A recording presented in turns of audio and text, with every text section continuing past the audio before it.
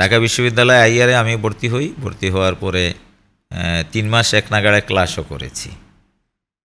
তো দুর্ভাগ্য যে এরপরে রাজনৈতিক ক্লেশের একটু শিকার হতে হয়েছে, কারণ আমার বাড়ি যেহেতু সিলেট, ইলিয়াস আলী তখন ছাত্রদলের দুর্দান্ত প্রতাপশালী ছাত্রনেতা, আমি জসিমউদ্দিন হলেই থাকতাম। তো উনার সাথে আবার গোলাম ফারুক কবির একটা গ্রুপিং ছিল, এটা বাংলাদেশের অনেকেই জানে। এবং ওই গ্রুপিংয়ের সূত্র ধরে এক পর্যায়ে শহীদ, পাগলা শহীদ এবং আরও 2 জনের হত্যাকাণ্ডের ঘটনা ঘটে। পরে বিশ্ববিদ্যালয় অনির্দিষ্টকালের জন্য বন্ধ হয়ে যায়। তো সেশন জটের ভয়ে আমি তখন ইসলাম ইউনিভার্সিটিতে আবার ক্লাস করা শুরু করি।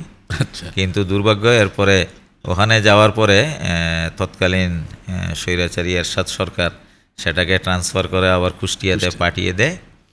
তো এক পর্যায়ে সেখানে আমি পরবর্তীতে কুষ্টিয়ায় যাই এবং ওআইসির বিশ্ববিদ্যালয়, এখানে ইসলামিক সাবজেক্টের ডিমান্ড অনেক বেশি হবে।